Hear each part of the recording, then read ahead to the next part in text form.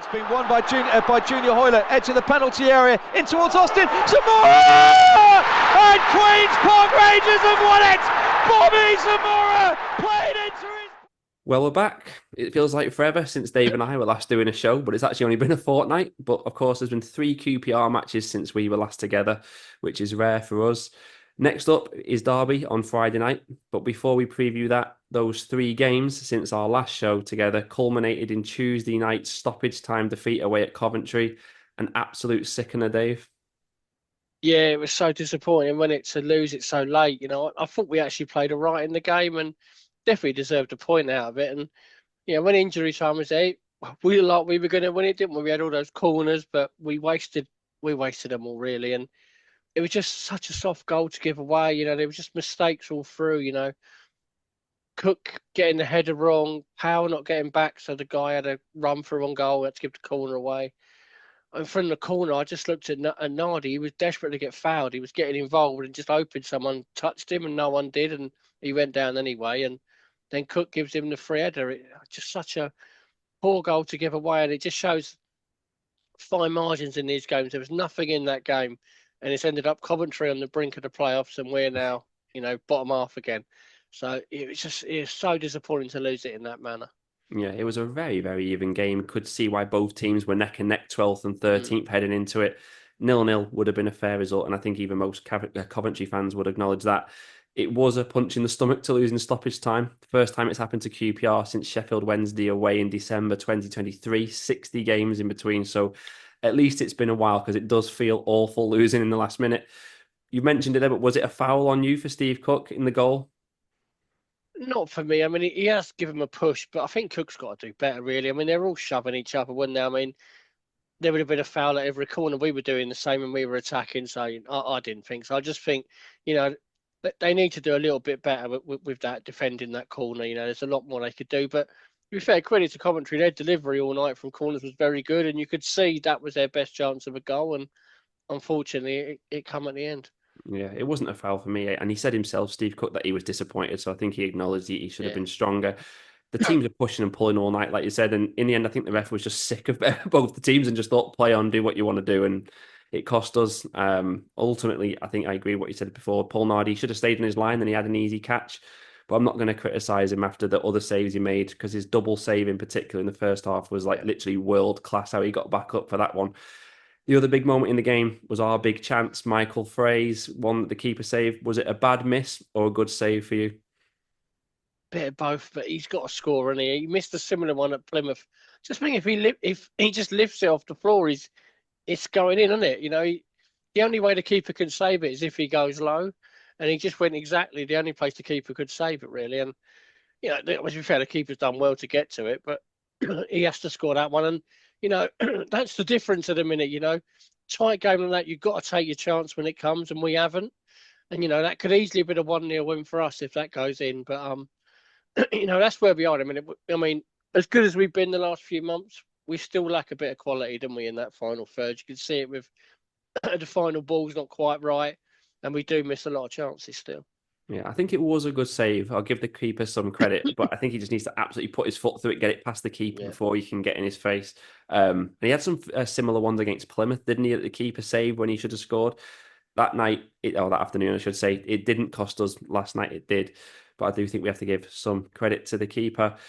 Now, deep intake of breath as we have to talk about corners. Painful watching us, wasn't it? Have corner after corner in stoppage time, only for them to go down the other end and score from one. It's something we've got to improve our corners, isn't it? It is, and I read a bizarre stat today that we're one of the best in the league for scoring from corners and set pieces, but you wouldn't know it, the amount we waste, We win so many the way Paul Smith's excellent at winning corners.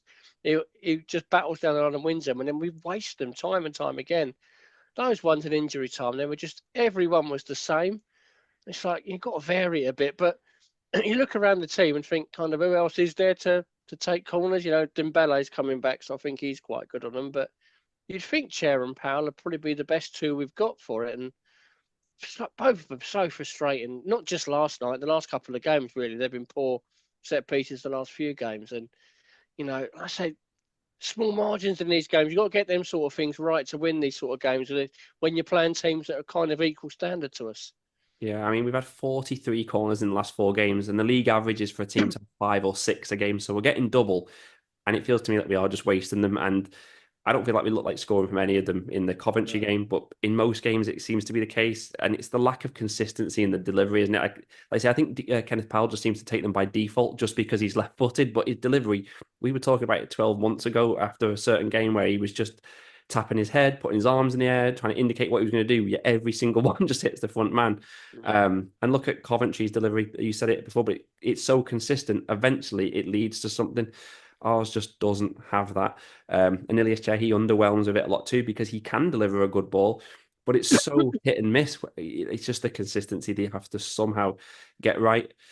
Overall, the defeat means it's now 3 defeats in the last 4 league games for QPR, so not a good one. Is it just a bad run or a blip, or have we got to worry about the way it's going? Well, hopefully it's just a blip. I think performance-wise, we played reasonably well in these games.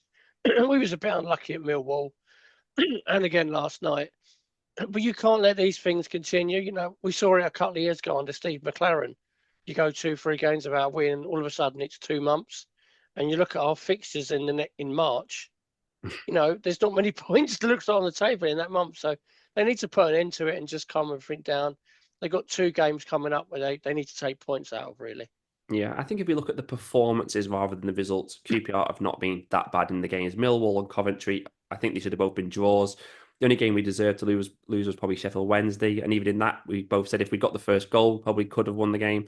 Yeah. So there's been no draw yet either in 2025. We seem to have stopped drawing the games that maybe we were going to get some points out of previously. And let's face it, if Coventry ends 0-0, everyone says it's a fair result and we move on to Derby. Because we've lost, obviously it gets a bit emotional in QPR land sometimes, doesn't it? I've seen quite a lot of posts today slagging off certain players, Sam Field in particular, and people laughing about why people were talking about the playoffs. And in reality, it was 1 minute away from being a good away point. Yeah. So either way, let's just hope we can respond on Friday night against Derby. And when we talk about Derby, the only one place to start is the news that John Eustace looks like he's swapping Blackburn for Derby. It's not quite official as we speak, but I don't think he's going to be welcome back at Blackburn anytime soon. So I think it's going to happen. Can you understand his move? It's a strange one, isn't it? Because Blackburn are going well, but they are a bit of a basket case, Blackburn, you know, off the pitch. So I can kind of get it. If he can go to Derby and keep him up, he probably sees a better future for himself at Derby, and he played for him as well, didn't he? But it's a gamble for him because, you know, Derby are down there and they're not guaranteed to stay up. You know, he's done a fantastic job everywhere he's been so far, but you know, it's not going to be easy to keep him up. Yeah, there's a few ways of looking at it, isn't it? Blackburn, the owners obviously have put out a statement publicly expressing their dissatisfaction with him, but they're the ones who gave him a contract with a release clause in it. So they've only got themselves to blame for that. Of course, you don't go from a team fighting for the top 6 to go to the bottom 3 team lightly. So perhaps that speaks volumes about, like you say, what's going on behind the closed doors at Blackburn. I've seen some fans calling him like a Michael Beale-esque snake, saying he's been applying for every job that's been coming up all season. Again, we'll never know how true that is. Then it literally could just be a choice of him wanting to go back towards his family. I read he still lives in the Midlands. Nobody knows the strain it can put on someone's marriage, moving away to Blackburn and being away 5 or 6 nights a week. So it could literally just be something as simple as that. And he wants to have a better personal life. So either way, my viewpoint would be that it's Blackburn's loss and Derby's gain. With Eustace in charge, their chance of survival goes up massively from where they've been. And let's just hope we're playing them at the right time before he settles in. And credit Dave. Actually, you looked into this, didn't you? But John Eustace, if he's in the dugout, it'll be the first time in QPR history that we've had back-to-back home games against the same manager, but with him in charge of different clubs. In terms of the matchup against Derby, don't expect a goal fest because in the last 21 meetings, neither side has scored more than twice in any game. Last time either side managed to do that was when QPR won 4-2 back in 2009. 12 of the last 17 meetings, only one of the sides has scored in the game. So we don't want to be conceding first on Friday night. And obviously the reason they've changed manager is because after looking okay in mid-table in the first half of the season, they've fallen off a cliff since Christmas. Did you see that coming from Derby this season? I always thought they'd probably be around the bottom 6, but the collapse since Christmas has been a bit of a surprise because I thought they were done quite well start of the season. When we went up there in October, they were excellent. really hard-working team, good at set pieces, which is not great for us. But yeah, I didn't think they'd fall as they have, but it's kind of the way with Paul Warner as a manager. He does seem to do that a lot of places. He starts well and then drops off, and I don't think he was ever that popular, even though he got them up. So I'd still look at them and think they'll probably stay up in the end. Now they've got Eustace coming in, but they're probably going to be a bit closer than they hoped it would be. Yeah, I didn't see it coming in our first meeting like you. I agree. They looked solid. Like they had a plan in each game. They get points. They had a good home record. And when they beat West Brom on Boxing Day, they were 14th and 8 points above the drop zone. But we know ourselves, don't we? When you're halfway through the season and where you are in this league, it means absolutely nothing. We've ourselves gone from the very top to nearly getting relegated only 2 seasons ago. And after that Boxing Day win against West Brom, they lost 7 league games in a row, which obviously cost Paul Warne his job. They've responded somewhat with a decent draw with Norwich last Saturday, followed that up with another draw, a 0-0 against Oxford in midweek. But it does mean that Derby come into this game winless in 10 matches in all competitions. And chief cause of their issues is their goals have dried up. They've only scored 3 goals in the last 8 games. And I read that they made the Oxford match in midweek scrappy, niggly, physical. Do you expect them to play the same way at Loftus Road on Friday night? Yeah, I mean, I would have thought so. I mean, they do look like a side that can make themselves hard to beat and defend well. And like you say, they just kind of lack a bit of quality in the final third.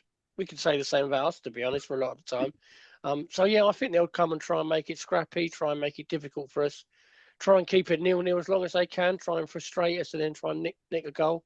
You'd expect that's how they'll play. And it's how most teams down the bottom would go about this. And, it won't be easy. They're going to have a boost with a new manager. They've just got a couple of draws. So, they'll be hoping that they can capitalise on us, losing a couple of games recently. Yeah, definitely. I mean, away from home, they're just going to be desperate for points. I think they're going to disrupt the flow of the game, slow things down, try and play on their terms, play it forward quickly in the channels. And we'll need to stick to our plan and not get embroiled in any kind of like physical tussle and them trying to slow it down. And talking of managerial changes, before we get back to QPR, there's been a stat out there this week, hasn't that Martí Cifuentes is now the 5th longest serving manager in the league. That is just absolute bonkers, isn't it? That is mad. He hasn't been here that long, has he? He's been here just over a year. Yeah, it's insane. I mean, it just shows you how things change so much in the Championship. It's such an open league, and it only takes a bad month and teams press the panic button, because you could easily go from around the playoffs to down the bottom very quickly. Just saw with Birmingham last year, and none of them want that to happen. Yeah, definitely. We seem to have won a recent run of teams where they've all got relatively new managers, as Hull, Plymouth, Millwall, now obviously Derby. When we played Luton, they then sacked the manager. It's no surprise, though, when you consider the sacking rate in this league. Marty, to me, still feels like a relatively new QPR manager, and he's already a long-serving coach on the list. So, yeah, absolutely crazy league that we are in. To QPR, and the one topic I've seen causing a bit of debate this week is us playing Ronnie Edwards over Liam Morrison now that he's back from injury. One's our player, obviously, one's on loan. Where do you stand on that? Yeah, I mean, for me, I always prefer to play our own players. But to be honest, Edwards has been so good. You just think, we might as well utilise him while he's here. We're paying for him until the end of the season. So he is our player until the end of the season. And he's not the only one who could potentially not be around next year. You've got a lot of out-of-contract players. And I'd probably stick with him. I think he's been very good. Out of the 2 centre-halves, the one I'd look at maybe leaving out is Cook. I don't think he's been particularly good since coming back from injury. And it's 2 games in quick succession. That might be something you think about doing if we are going to change it. Maybe bring Morrison into play alongside Edwards. Yeah, I suppose the club might know as well how much of a chance they've got of maybe potentially keeping Ronnie Edwards maybe in the summer if there's anything. So they don't want to just suddenly drop him if they want to try and lure him in. And I agree. I'd actually, if I was going to drop anyone, would be Steve Cook, because he even acknowledged himself in his post-match interview that he's rushed himself back and he's not 100%. And this is a quick turnaround between games. So I think it could be Steve Cook, if anybody, who does drop out. Another change since our last show has been Ilias Chair playing as a 10. It's something actually you called for in the past. It worked against Blackburn. He didn't have his best game against Coventry in the same role, but do you think Marty will do the same again on Friday? I think he might do something definitely worth looking at. Now they've got themselves in this sort of position where we're kind of in mid-table. It's worth trying to see how that midfield works. I think the 3 of Field, Morgan and Varane, I think works really well. But there's not much creativity in it. So you kind of want to get Chair in amongst that to try and get a bit more creative and being better going forward. Like I said, worked really well against Blackburn, not so well at Coventry. So maybe you need to pick and choose the games. But I'd probably stick with it for now. I'd give him another go. I'd probably be making the changes further back if we are going to make changes.